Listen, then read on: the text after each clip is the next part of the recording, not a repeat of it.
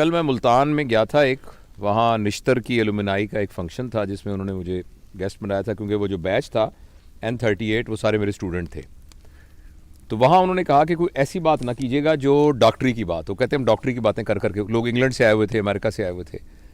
तो मैंने उनको ये बताया और मैंने वीडियो अपलोड भी की है कि वेल बीइंग है ना, कि इंसान खुश है, उसका क्या क्राइटेरिया है जिससे पता लगे कि इंसान खुश है। उसमें से एक क्राइटेरिया ये था कि इंसान की सेहत अच्छी होनी चाहिए। अगर इंसान की सेहत अच्छी ना हो तो वो वेल बीइंग क्या है, फ़र्ज़ करें उसको बहुत सारे पैसे हैं, उसकी बहुत बड़ी गाड़ी है, उसका बहुत बड़ा घर है, लेकिन अगर उसकी सेहत ठीक नहीं है। अच्छा, उन्होंने पूछा जी सेहत ठीक करने के बारे में बताएं। मैंने कहा जी उसमें से जो अहम है ना वो 4 बातें हैं। पहली बात यह कि आप खाना प्रॉपर खाएं, और दूसरी बात यह कि रोज़ाना एक्सरसाइज करें, और तीसरी बात जो थी कि प्रॉपर स्लीप होनी चाहिए, और जो चौथी बात जिसके बारे में मैं आपसे बात करने चला हूं वो है लेजर टाइम। लेजर टाइम क्या होता है? जो आप दुकान पे बैठते हैं वो लेजर टाइम नहीं है, जो आप शॉपिंग करने जाते हैं वो लेजर टाइम नहीं है, जो आप फ़र्ज़ करें मैं सर्जन हूं, मैं ऑपरेशन को बड़ा एंजॉय करता हूं, मगर ये भी लेजर टाइम नहीं। Work time is not a leisure time. Leisure time वो होता है जिसमें आपका कोई एजेंडा ना हो। आपने, जैसे हम यहाँ आए हैं ना, हमारा कोई एजेंडा नहीं है, हमने बैठ के किसी खास मौजू पे डिस्कस नहीं करना, हमें पता भी नहीं हमने किस मौजू पे। तो अपने दोस्तों के पास जाना, अपने प्यारों के पास जाना, और जाके उनके साथ बैठ कर बग़ैर किसी मौजू के बात करना, ये वो बात थी जो पुराने ज़माने में बैठकों में हुआ करती थी। अगर आप किसी गाँव में जाएँ तो गाँव के अंदर एक जगह होती थी, चौपाल जिसे कहते थे, वहाँ चारपाइयाँ पड़ी होती थी, लोग आके वैसे ही बैठ जाते थे, हुक्का पी रहे हैं, गप्पे मार रहे हैं, और कोई पर्पज़ नहीं है, बस बैठे बते मारे। ये है लेजर टाइम। अनफॉर्चुनेटली पैसे की दौड़ में और वसाइल को ज़्यादा हासिल करने की दौड़ के अंदर हमारा प्रॉब्लम हो गया है कि हमारे पास लेजर टाइम नहीं है।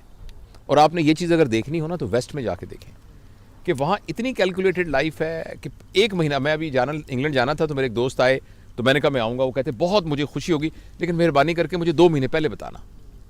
अच्छा, हमारे गाँव में ये होता था कि जैसे पंजाबी में ना पैण ये कह के दरवाज़ा खोल के अंदर चले गए। पैण भी ज़ोर से इसलिए कहते थे कि अगर किसी ने पर्दा वर्दा ना किया हो, सर पे दुपट्टा नहीं है तो वो ले लो।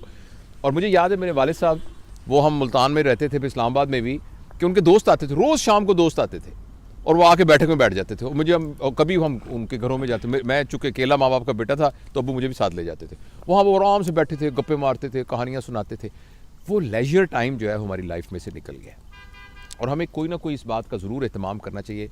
और मैं इस बात को अंडरस्टैंड करता हूँ कि ये रोज़ मुमकिन नहीं है क्योंकि आपके पास वर्क, लेकिन कम अज़ कम हफ्ते में 1 दिन, 15 दिन में 1 दिन। और दूसरा, हमारे माशरे में ना हॉलीडेज़ का रिवाज नहीं है। वेस्ट में आप देखिए, जो भी बंदा अपने वेल कहेगा, well I have my children are working, I have got my own house and I have a decent holidays. तो डिसेंट हॉलीडेज़ होना जो है ना वो एक क्राइटेरिया है वेल बीइंग का। लेकिन हम आजकल हमारे इस माशरे में ना हॉलीडेज़ का कॉन्सेप्ट नहीं है। हम हॉलीडेज़, तो हमें हॉलीडेज़ ज़रूर करनी चाहिए, और बड़ी हॉलीडेज़ नहीं कर सकती, छोटी हॉलीडेज़ करनी चाहिए जिसमें आप 4-5 घंटे के लिए दोस्तों के साथ बैठे हैं और गप्पे मारते हैं। इसके अलावा एक चीज़ जिसको हम निगलेक्ट करते हैं और जिसका नबी करीम सल्लल्लाहु अलैहि वसल्लम ने बड़ा कहा है, वो है सिला रहमी। सिला रहमी का मतलब होता है अपने रिश्तेदारों से ताल्लुक़। यानी गाँव में हमारे अजीज़ रिश्तेदार रहते हैं, शहर में रिश्ते, हमें कम अज़ कम 15 दिन बाद, महीने बाद उनके पास जाना चाहिए, उनसे मिलना चाहिए, उनकी खैर खबर लेनी चाहिए। तो मैं बस अपनी बात को ख़त्म करने से पहले एक छोटा सा आपको वाक़या सुनाता हूँ।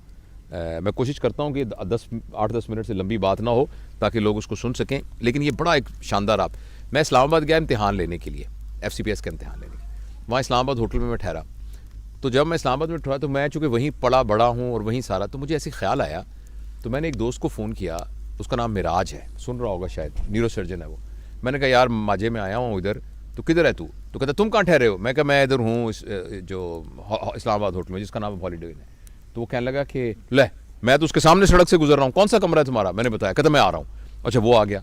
अच्छा, इतने में ना उसने कहा यार इसके साथ ही महबूब इलाही रहता है, वो खबरें में काम करता था खबर, तो वहाँ कोई एडिटर शेडिटर था, तो उसने कहा मैं उसको भी बुला लेता हूँ। वो महबूब इलाही भी आ गया।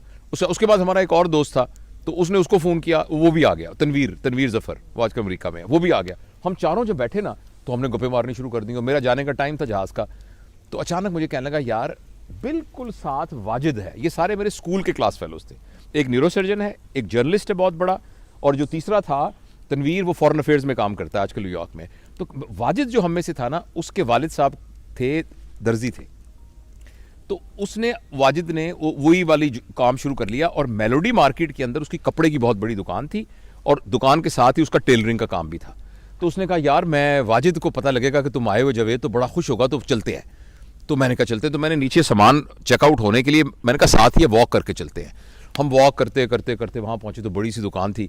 तो वहाँ हम अंदर गए तो उसने कहा कि एक लड़का निकला। तो मैंने कहा कि बेटा, उसने कहा महबूब लाई नहीं, क्योंकि ज़रा मैं तो बहुत सालों से देखा ही था। तो वो कहने लगा कि वाजिद किधर है वाजिद साहब? तो उसने गौर से देख के कहने लगा आप अंकल कौन है? तो हमने कहा हम वाजिद के क्लास फेलो हैं सारे। कहने लगा अब्बू तो 2 साल हो गए फौत हो गए। एकदम मैं तो शौक में हो गया और महबूब इलाही रोने लग गया, ऐसे करके रोने लग गया। उसने कहा यार तू तो यहाँ नहीं रहता, मैं तो यहाँ साथ के मोहल्ले में रहता हूँ और मुझे पता भी नहीं मेरा क्लास फेलो 2 साल हो गए फौत हो गया। तो एकदम ना फिर मैंने उस बच्चे को गले लगाया। मैंने कहा बेटा तू हमें बिल्कुल नहीं जानता, हम तेरे चाचे हैं हम, और तेरे अब्बा के दोस्त थे। और बड़ा फिर बैठ के हमने फातिहा पढ़ी और वापसी पे हम सब ने ये फैसला किया कि यार ज़िंदगी का क्या पता है, तो जब तक हम जिंदा हैं हमें अपने दोस्तों से, मिलने वालों से, ताल्लुक़ वालों से राब्ता नहीं मुनक़ता करना चाहिए, उनको मिलते रहना चाहिए। कई लोगों से हम इसलिए नहीं मिलते कि उनसे हमारे ख्यालात नहीं मिलते, या जी उनसे फलानी लड़ाई हो गई थी, फलानी हमारी शादी में वो नहीं आया था, फलानी। ये इतनी छोटी छोटी बातें हैं कि इनको दरगुजर करना चाहिए और अपने प्यारों से, रिश्तेदारों से मिलना चाहिए। और लेजर टाइम, और जिस तरह हम देखें ये अहमद साहब हैं जनाब, डॉक्टर अहमद साहब, और सारे हमारे पूरी फैमिली यहाँ बैठी हुई है और हम इंजॉय कर रहे हैं इस लेजर टाइम को।